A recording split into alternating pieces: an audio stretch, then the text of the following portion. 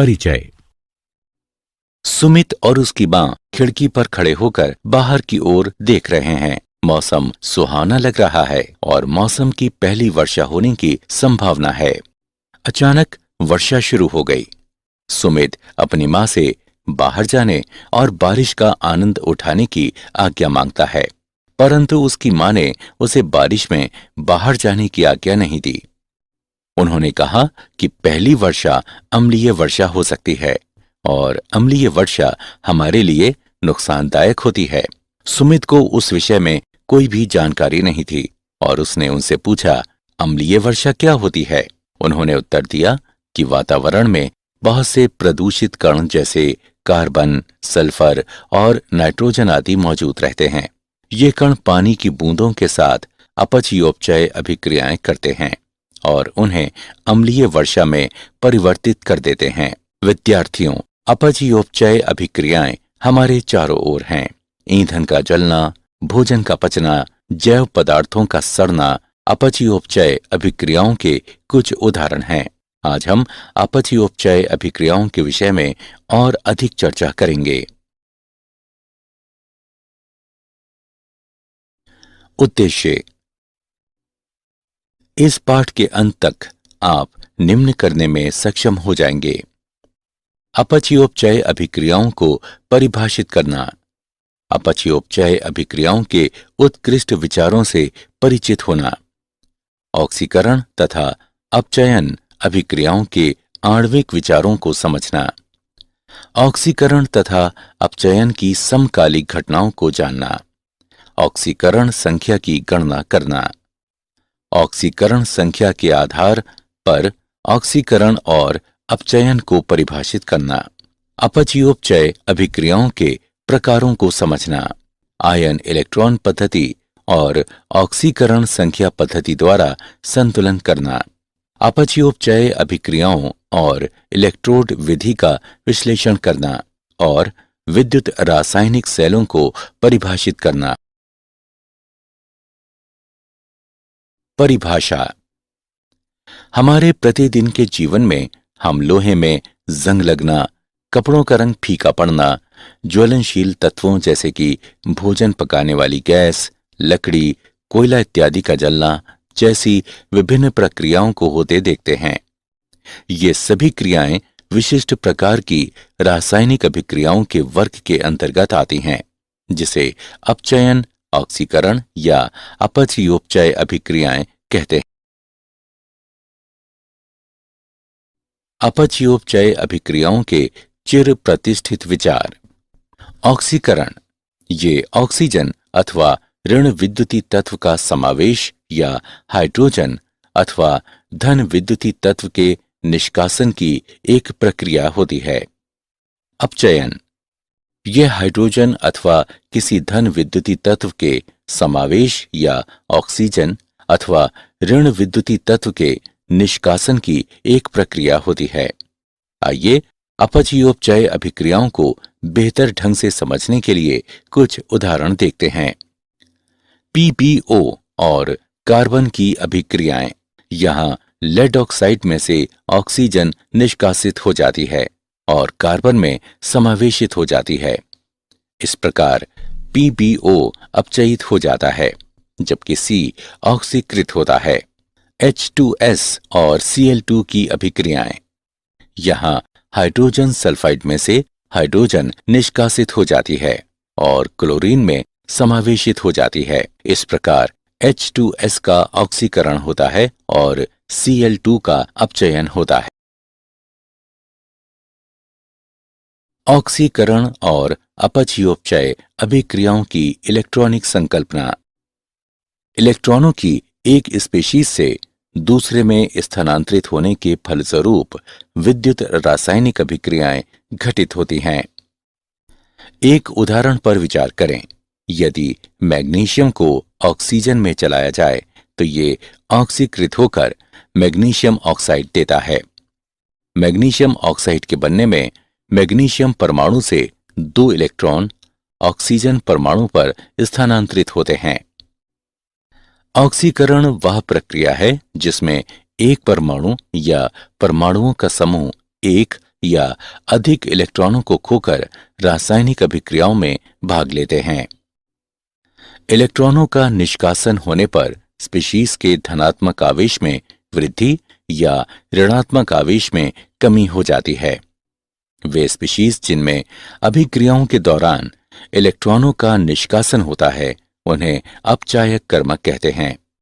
MnO43 ऋणात्मक, Fe2 plus और Cu इस उदाहरण में अपचायक कर्मक हैं। अपचयन वह प्रक्रिया है जिसमें एक परमाणु या परमाणुओं का समूह रासायनिक अभिक्रियाओं में भाग लेकर एक या अधिक इलेक्ट्रॉनों को ग्रहण करते हैं। इलेक्ट्रॉनों को ग्रहण करने पर स्पीशीज के धनात्मक आवेश में कमी या ऋणात्मक आवेश में वृद्धि होती है। वे स्पीशीज जो अभिक्रियाओं के दौरान इलेक्ट्रॉनों को ग्रहण करते हैं उन्हें ऑक्सीकरण कर्मक कहते हैं। Ag+, Fe3+, FeCN6 ऋणात्मक इस उदाहरण में ऑक्सीकरण कर्मक है। ऑक्सीकरण और अपचायक की समकालिक घटनाएं। चूंकि ऑक्सीकरण में इलेक्ट्रॉनों का विलोपन और अपचयन में इलेक्ट्रॉनों की प्राप्ति होती है, इसलिए यह स्पष्ट है कि यदि एक तत्व इलेक्ट्रॉनों को खोता है तो ठीक उसी समय दूसरे तत्व को इलेक्ट्रॉनों को अर्जित करना चाहिए। इसका मतलब है कि किसी भी प्रक्रम में ऑक्सीकरण तभी हो सकता है यदि दूसरी ओर अपचयन भी हो रहा हो तथा इसके विलोमतः भी सत्य है। अपचयोपचय अभिक्रियाओं के दौरान अपचायक से ऑक्सीकरण कर्मक में इलेक्ट्रॉनों का स्थानांतरण होता है।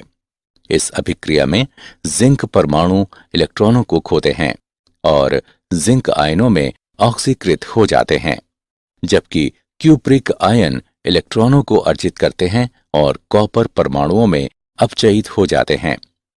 यहाँ क्यूप्रिक आयन ऑक्सीकरण कर्मक तथा जिंक परमाणु अपचायक कर्मक के रूप में कार्य करते हैं। प्रत्येक अपचयोपचय अभिक्रिया को दो अर्ध अभिक्रियाओं में विभाजित किया जा सकता है। एक इलेक्ट्रॉनों के ह्रास को प्रदर्शित करती है जो ऑक्सीकरण अर्ध अभिक्रिया कहलाती है। दूसरी इलेक्ट्रॉनों की प्राप्ति को प्रदर्शित करती है जो अपचयन अर्ध अभिक्रिया कहलाती है। अभिक्रिया को दो अर्ध अभिक्रियाओं में विभाजित किया जा सकता है, जैसे SN2 धनात्मक SN4 धनात्मक +2 इलेक्ट्रॉन देता है। ये समीकरण ऑक्सीकरण अर्ध अभिक्रिया कहलाता है तथा 2Hg2 धनात्मक +2 इलेक्ट्रॉन Hg2 धनात्मक होता है, Hg2 धनात्मक देता है। ये समीकरण अपचयन अर्ध अभिक्रिया कहलाता है। ऑक्सीकरण संख्या। किसी तत्व की ऑक्सीकरण संख्या को हम अधिक ऋण विद्युतीय परमाणु के साथ साझा इलेक्ट्रॉनों को गिनते हुए उस अवशिष्ट आवेश के रूप में परिभाषित कर सकते हैं जो इसके परमाणु पर होता है या प्रतीत होता है। जब अणु के अन्य सभी परमाणु आयनों के रूप में हटाए गए मान लिए जाते हैं। हाइड्रोजन क्लोराइड अणु के एक उदाहरण पर विचार करें।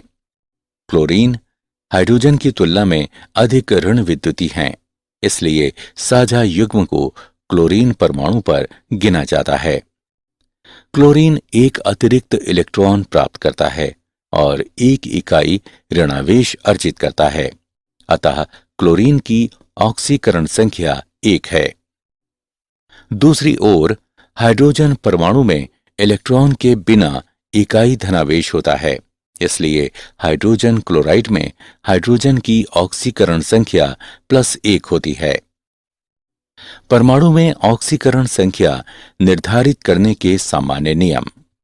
पहला नियम, स्वतंत्र या प्राथमिक अवस्था में तत्वों की ऑक्सीकरण संख्या इसके अपरूपक आकार के निरपेक्ष हमेशा 0 होती है। दूसरा नियम, एक परमाणुक आयनों में तत्वों की ऑक्सीकरण संख्या आयन पर आवेश के बराबर होती है।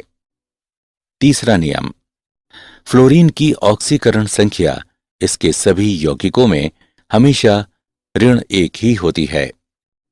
चौथा नियम, हाइड्रोजन की निर्धारित ऑक्सीकरण संख्या इसके सभी यौगिकों सिवाय मेटल हाइड्राइड्स के +1 होती है।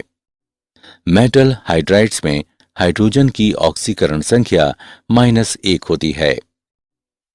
पांचवा नियम, ऑक्सीजन की आवंटित ऑक्सीकरण संख्या इसके अधिकतर यौगिकों में ऋण 2 है।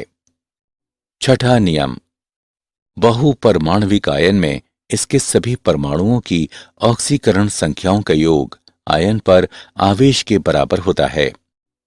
सातवां नियम, मेटल और नॉन मेटल के दोहरे यौगिकों में मेटल परमाणु की ऑक्सीकरण संख्या धनात्मक होती है, जबकि नॉन मेटल परमाणु की ऑक्सीकरण संख्या ऋणात्मक होती है।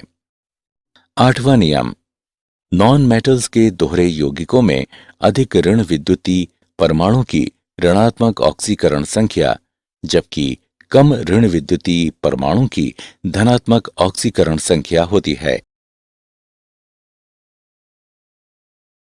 ऑक्सीकरण संख्या के संदर्भ में ऑक्सीकरण और अपचयन। ऑक्सीकरण को हम उस रासायनिक प्रक्रिया के रूप में परिभाषित करते हैं जिसमें तत्वों की ऑक्सीकरण संख्या बढ़ती है। अपचयन को हम उस रासायनिक प्रक्रिया के रूप में परिभाषित कर सकते हैं जिसमें तत्वों की ऑक्सीकरण संख्या घटती है। हाइड्रोजन सल्फाइड तथा ब्रोमीन के बीच अभिक्रिया पर विचार करें जो हाइड्रोजन ब्रोमाइड और सल्फर देती है। ब्रोमीन की ऑक्सीकरण संख्या 0 से घटकर ऋण 1 हो जाती है, अतः ये अपचयित हो जाता है। S की ऑक्सीकरण संख्या ऋण 2 से बढ़कर 0 हो जाती है, अतः H2S ऑक्सीकृत हुआ है।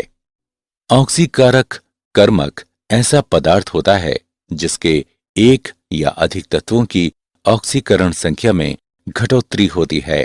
अपचायक कर्मक ऐसा पदार्थ होता है जिसके एक या अधिक तत्वों की ऑक्सीकरण संख्या में बढ़ोतरी होती है। इस उदाहरण में H2S अपचायक कर्मक जबकि Br2 ऑक्सीकारक कर्मक है।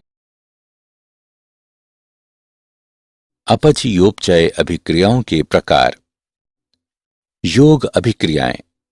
योग अभिक्रियाएं तब होती हैं जब 2 अभिकारक संयुक्त होकर एक उत्पाद बनाते हैं। मैग्नीशियम की वायु से अभिक्रिया इसका एक अच्छा उदाहरण है।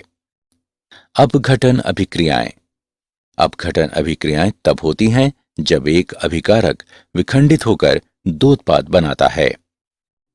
मरकरी ऑक्साइड का अपघटित होकर तत्व मरकरी तथा ऑक्सीजन देना इसका एक अच्छा उदाहरण है।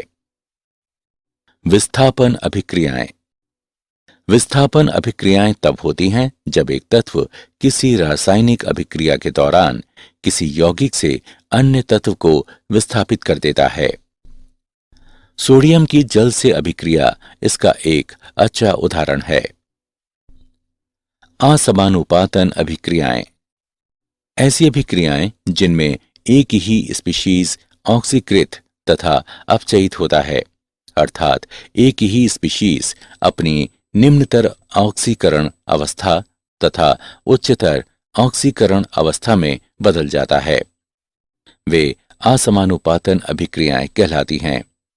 इस अभिक्रिया में क्लोरीन एक ही समय पर ऑक्सीकृत तथा अपचयित हो जाती है। आयन इलेक्ट्रॉन पद्धति द्वारा संतुलन। पहला चरण, अभिक्रिया में सम्मिलित प्रत्येक परमाणु की ऑक्सीकरण संख्या को चिह्नित करें। दूसरा चरण, मुख्य अपचयोपचय समीकरण को 2 अर्ध अभिक्रियाओं में विभाजित करें। ऑक्सीकरण अर्धभाग और अपचयन अर्धभाग। प्रत्येक अर्ध अभिक्रिया में परमाणुओं को संतुलित करें जिनकी ऑक्सीकरण संख्या में परिवर्तन होता है। तीसरा चरण, प्रत्येक अर्ध अभिक्रिया में ऑक्सीकरण संख्या में भिन्नता के लिए अनिवार्य पक्ष में इलेक्ट्रॉन जोड़ें। चौथा चरण, प्रत्येक अर्ध अभिक्रिया पक्ष में से उस पक्ष में उचित संख्या में H2O अणु जोड़ते हुए ऑक्सीजन परमाणुओं को संतुलित करें जिसमें O परमाणुओं की कमी हो। 5वां चरण, प्रत्येक अर्ध अभिक्रिया पक्ष में से उस पक्ष में उचित संख्या में अम्लीय माध्यम के लिए H की पावर प्लस आयनों की उचित संख्या जोड़ते हुए तथा क्षारीय माध्यम के लिए H2O अणुओं की उचित संख्या जोड़ते हुए हाइड्रोजन परमाणुओं को संतुलित करें जिसमें H परमाणुओं की कमी हो। 6वां चरण, अर्ध अभिक्रियाओं को उचित पूर्णांक से गुणा करते हुए और उन्हें परिणामी समीकरण में जोड़ते हुए लुप्त तथा प्राप्त इलेक्ट्रॉनों की संख्या को समान बनाएं।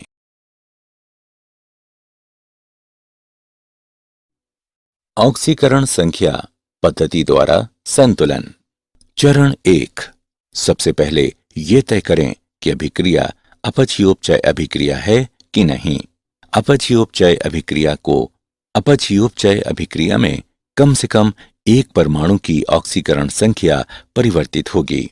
चरण 2, ऐसे परमाणुओं की ऑक्सीकरण संख्याएं लिखें जिनकी ऑक्सीकरण संख्याओं में परिवर्तन हुआ है और परिवर्तन की इकाइयों की संख्या नोट करें।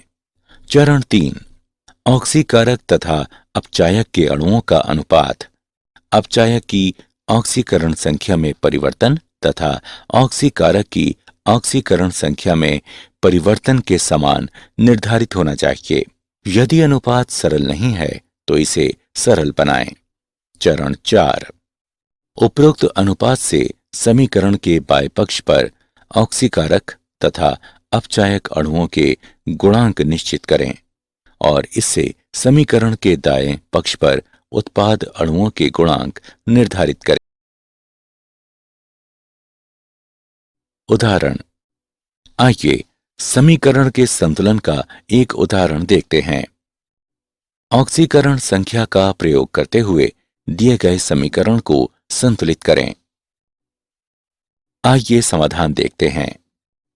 यहां दिया गया है समीकरण HNO3 जमा H2S देता है NO जमा S।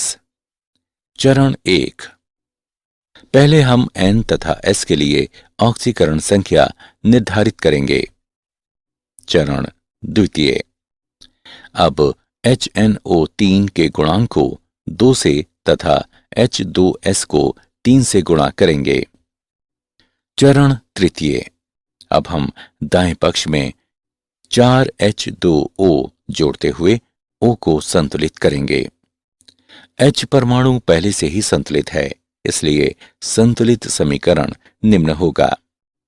2HNO3 जमा 3H2S जो देता है 2NO जमा 3S जमा 4H2O।